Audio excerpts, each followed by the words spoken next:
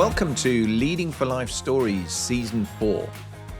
I'm Bob Judson. I'm the host for this podcast, and thank you very, very much indeed for joining me. Whether you're a new joiner or a seasoned listener, then I really hope you enjoy the mix of content that we provide. The personal stories, the thematic episodes, and of course, the fantastic guest interviews. If you've been with me since the beginning, then I'm enormously grateful for your loyalty and thank you so much. If you're relatively new to the show, then I really hope you like it and I hope you find all of it interesting and some of it hopefully useful to you. Please subscribe on whichever channel it is you're using, whether it's YouTube, whether it's a podcast platform. That really helps us boost the show and get it over the hills on the algorithms. So if you can do that for me, I would be enormously grateful. But without further ado, let's go. Welcome back, everyone. I thought I would do another personal stories episode this week because I'm quite keen to kind of get to the end of my Air Force story now. It's been going for some time. Obviously, since I started the podcast, I've talked through pretty much chronologically where I've got to, and I've only got one more job to go after the one that I've been talking about recently. And before I moved to my very last job in direct joint warfare, I just thought I'd have a few reflections on my time as Assistant Chief of Defence Staff Operations and kind of looking across some other aspects of my career a bit more broadly. And it'll be probably quite a short episode, but I wanted to be quite reflective on this, hence the reflections focus, because I suppose this job, although it was one of the best jobs I did, without a shadow of a doubt. It was an incredible opportunity, an incredible responsibility. I had some wonderful elements to it that I've already talked about with the Olympics and with the time in Cobra and just with the general day-to-day of what was going on. I mean, it was right at the heart of what was happening in the Ministry of Defence in terms of looking after all the operational activity. I had some phenomenal people working for me, around me, above me, and that was just immense as a privilege. So in that sense, it was kind of almost a terrific capstone. And I don't want to say my last job was an anticlimax. That would be a bit unfair, but it definitely was a real highlight for me in the jobs that I did, particularly in kind of senior leadership type positions.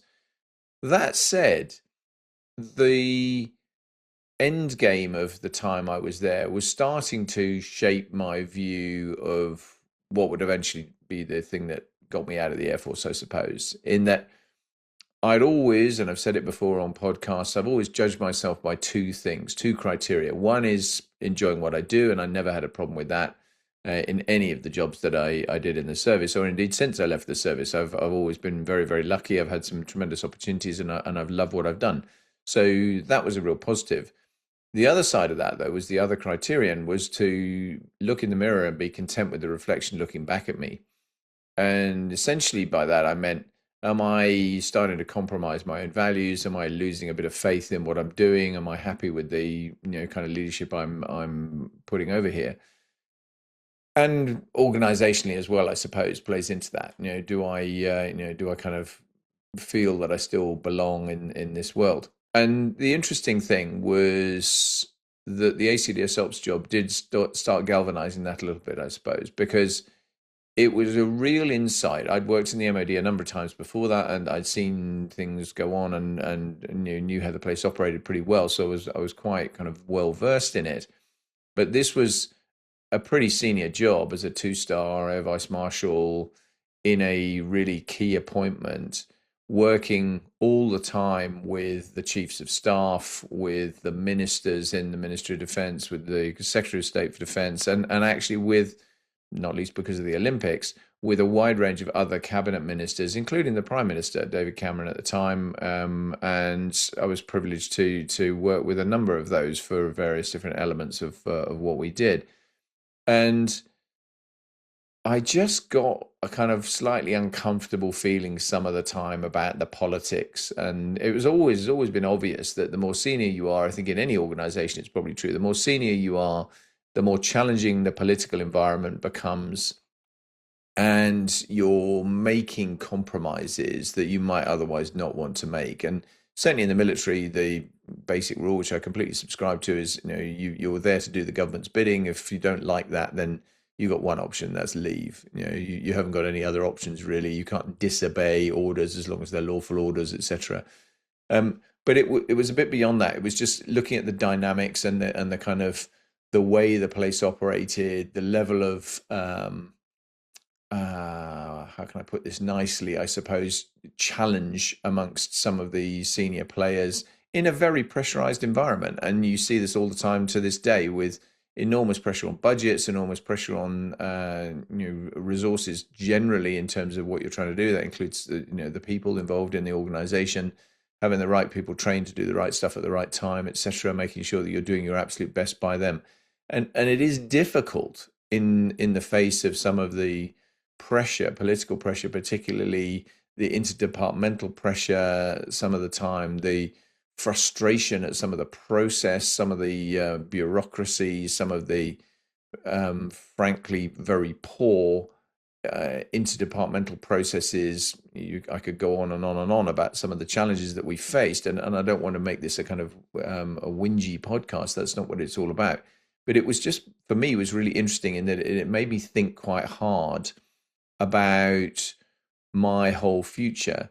And that was crystallized a little bit by some of the things that happened to me with my relationship with the Chief of Defence Staff. And the Chief of Defence Staff was General Sir David Richards, now Field Marshal the Lord Richards, who I have enormous respect for. And I think he's a very, very good man. Lots of people absolutely loved working for him.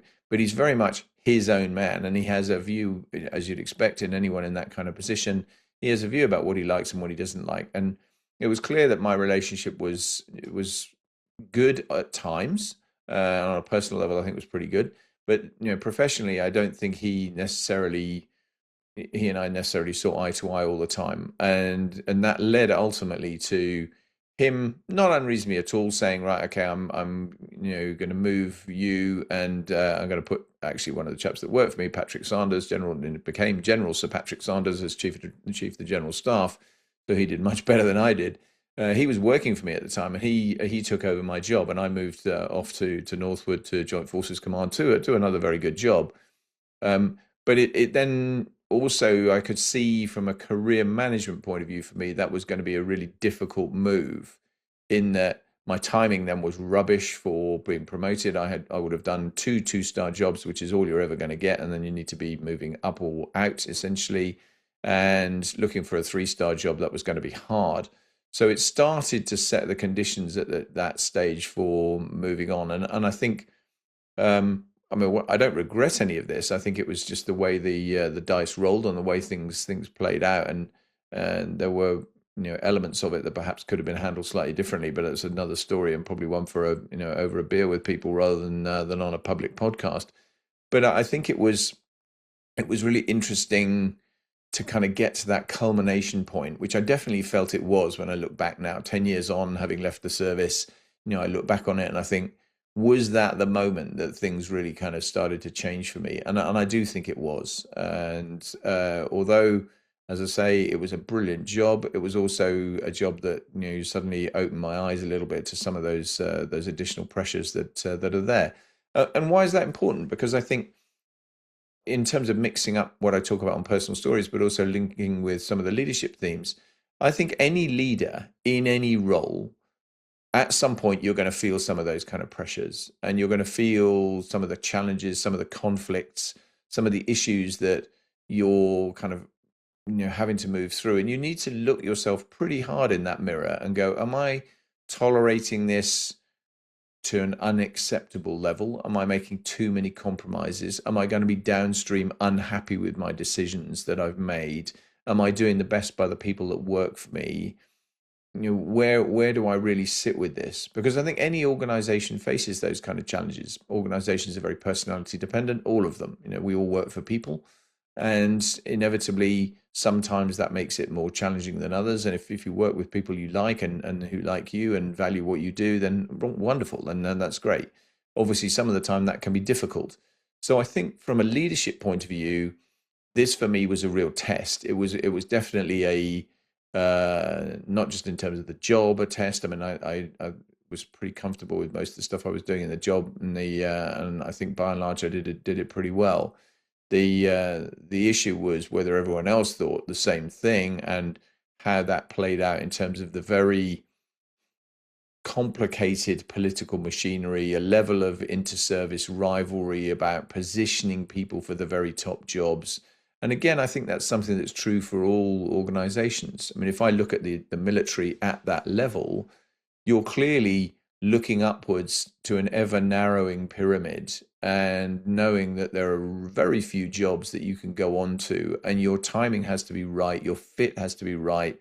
A lot of the joint jobs, the tri-service jobs, are so-called best person for the job. So they are run through a thing called the Senior Appointments Committee that then sits and assesses candidates. Typically, all three services and sometimes the civil service as well will put a candidate forward for those jobs, and you'll see who ultimately gets them. And it should obviously be best person for the job. It shouldn't be it's the Air Force's turn or the Army's turn or the Navy's turn.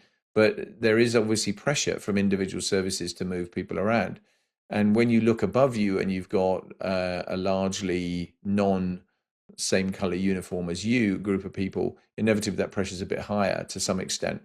So, and again, I think that's true. I translate that across to the corporate world, where I think there are similar pressures on leadership teams in all walks of life. You see it with, for example, equality and diversity, where there is obvious pressure to turn around and diversify boards and C-suite level within the organization, etc., and to make sure they are as diverse as they can be and as all-encompassing as they can be, but at the same time keeping the absolute best people they can in the jobs.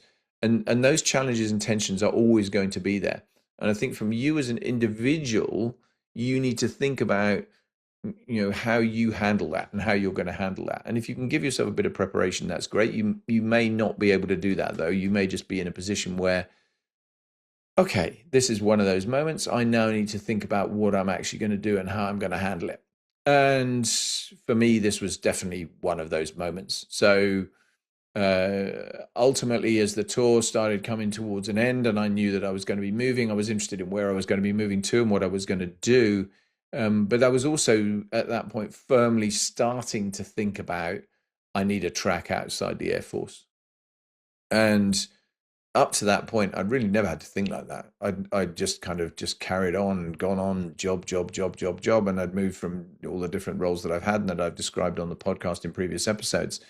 And this was really that kind of moment where I went, wow, okay, now I can see that the writing is sort of starting to appear on the wall. To use the other metaphor, it's the train coming down the track as opposed to the end of the tunnel. I can see the lights and it's the oncoming train, and it's jump out of the way before the train hits you. So I needed to think about how I was going to do that. So even as I was leaving the MOD to go to Northwood, to Joint Forces Command, as it was then called, I knew that at that point it was kind of game over pretty much. I could see that there were maybe some opportunities, but those were diminishing pretty rapidly, and I was starting to look at what else I could go and do.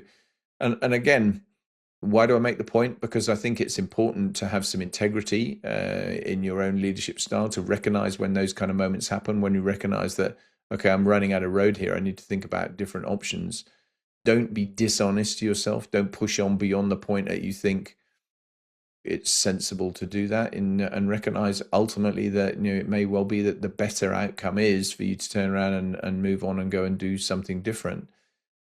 And obviously other people are going to have a vote in that too, and they in terms of the way they handle you and manage you. And you have to hope that if you're in a situation that people are going to move you around because they don't like what you're doing, that they do it in a kind of an HR appropriate way, if you like, and all that sort of thing that plays into that. But even if they don't, you have to be kind of ready to, how am I going to deal with that? What's worth making a fuss over? Is this a hill worth dying on in terms of fighting a battle for being moved versus just actually going, do you know what? Okay, fine. It's it's okay. We'll make the best of it. It's a fork in the road, and I'm going to go down this particular route and go and do something slightly different. And I think this was all this stuff was mixing into the cauldron for me of, right, I need to think about how I'm actually going to handle the next move, because I've loved this job. It's gone pretty well, but at the same time, I can see that, that the Chief of Defence wants to move me. that's fine. It's a bit earlier than I was planning to go, and that I should have been going in terms of the job timeline. But as long as I'm going to a decent role, that leaves me in a decent place to set myself up for something following on. And I think that's kind of where I was with all of this. So I guess when I look back now, again, do I have any recriminations about it? A few in terms of the way the actual physical handling of it was done. But do I actually think I should have handled it differently myself and done some different stuff around it? No, I don't. I think you have to take some of these things occasionally and just roll with the with the dice that you've been given, and the cards you've got in your hand. And um, mixing up my metaphors a little bit, sorry, but I think it's just important to think about that. It's important as a leader to be honest with yourself in these kind of situations, to think about, how am I actually going to handle this when I face a situation like that? Because you will, I'm sure you will. In most walks of life, you're going to have that at least once, possibly more than once, where you are at a bit of a crossroads, and some of the crossroads is under your control, some of it's not under your control, and you need to think about, how am I going to deal with this in terms of the face of some of the stuff that's going on. And back to my two criteria, I really maintain those were great for me. They really worked in terms of keeping me honest with myself about, what am I doing? Am I in a good place here? And to continue doing this, am I actually clinging onto the cliff face when I should be turning around and saying, right, it's time to turn around and go the other way. And I never got to that point, and that was a good thing. I was always pretty comfortable that what I was doing was fine. I was, I think for a lot of the people I was working for, and people around me as well, I was doing a decent job, which was a great place to be, and be very comfortable with. I'm glad I never took myself to a place where I really felt I was hanging on too tight, and it was overtime that I should have left. And I guess, I don't know. I just wanted to turn around and put some of this out there, because I do think this was a moment for me. It was definitely a moment for me where I was in that kind of job, looking at that rarefied atmosphere, looking at the politics and challenges and internecine kind of games that get played, and that's the first moment ever in, up to that point, 32 years of service, that I had felt, do you know what? I just kind of a bit uncomfortable with the way this is playing out. And what I wanted to do in this episode was really just lay that out, because I think it's important in terms of helping other people think about some of these things. You can look at somebody like me, who by any measure had a very successful Air Force career, but you're still going to have some bumpy bits. You're always going to have some bumpy bits. So take comfort from the fact that everyone has got bumps in the road. Everyone, and at every level, with whatever they've done. And yes, you might face that. You might have to face some difficult decisions. You might regret some of the decisions you have taken, or that people have taken on your behalf. But just go with it. Ultimately, the only way is forward. There is no point in bearing too many grudges, having too many recriminations about anything that's gone on. So you look at yourself in these kind of positions and go, okay, what's next? How do I now turn whatever situation I'm in? I'm not saying it's an adverse one or a triumphant one, and into something that's still going to be positive going forward.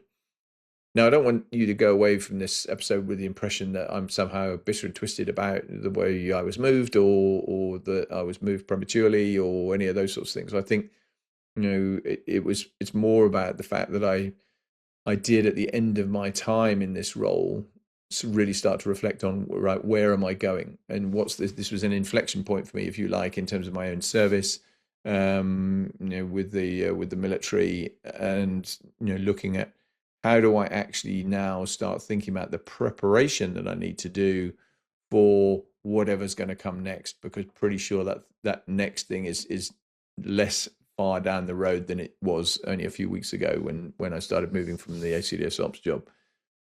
But I want to leave on this on a really positive note. I mean, I loved that job. I was an absolutely amazing role. I was very privileged to work with the absolute hierarchy, to sit in the operational chiefs of staff committee on a weekly basis, to be in the Cobra room, to be sat in the Prime Minister's office, to be briefing a whole wide range of cabinet ministers as we prepared for the Olympics on some of the defence elements they needed to be aware of, all that sort of stuff. I never dreamed I'd be able to do that. And I can still remember on one particular occasion we were briefing a particular operation that I won't get into the detail of, but we were sat in Downing Street at the cabinet table briefing the Prime Minister. I was sat next to Nick Clegg, who at that stage was in the coalition, was the Deputy Prime Minister. And it was one of those pinch myself moments, really. You think, wow, how did I get to do this? I'm just me. And so that side of it was just amazing. It was absolutely amazing to be in that position, to be such a key part of what was going on around the Olympics and the military response to the Olympics, and be heavily involved in all of that. Again, privilege of a lifetime. So it was immensely positive, but obviously with some wrinkles in terms of the way that I then looked at the way the MOD top end of it was playing its games, and it was instructive for me. I think it's always been like that, but I'm sure it probably always will be like that. I'm sure it's like that in most companies. It's certainly like that in many government departments. And the politics gets in the way sometimes, and the kind of tribal nature of organizations and the way people group themselves together gets in the way some of the time as well. But I certainly didn't let that ruin what was otherwise just an amazing opportunity, and I loved it. So that's the end of my time as ACDS Ops. The next time I talk on a personal story, I'll be the Director of Joint Warfare, which was another great job. Just was a very different kind of job, and certainly by that stage I was firmly thinking, right, I need to be riding two horses here. I'm riding the stay in the military horse, which I'll talk more about in a while, or actually the start thinking about preparing myself to leave the military, which is worth an episode all on its own, because that's just such a huge thing. And I think for anybody moving from a long career doing something into a totally different world, that's a challenge. Of course, it's a challenge, and you need to get your head in the right space to be ready for that. And there are some things I think that are worthy of discussion on that score. I said I'd keep this one fairly short. I hope it's useful to you, just to give you a bit of reflection, pause on yourself. Take a look at yourself about where you're at, where you're heading, where's far enough, when do I need to change course? If you're in a senior role now, are you comfortable with the dynamics going on around you? How's that all playing out for you, etc.? Just think about that, and think about what kind of influence you can bring to bear, and whether you want to bring anything to bear, or whether it's outside your control. All those kind of things play into this. But lovely talking to you as always. I really hope you've enjoyed the episode. As always, please share it. Please subscribe. If you haven't subscribed on YouTube already, please do, because that really helps. If you haven't followed on your podcast platform, please do, because again, it all helps the algorithms. It makes it get distributed a bit more widely, it gets more listeners, etc. And please share it, and please push these these things around. If you think they're useful to you, then I would be really grateful for you doing that. And last but not least, of course, if you think about value for value and you want to give me a financial contribution, then please go to the support the show link in your platform or in YouTube. It'll be there as well.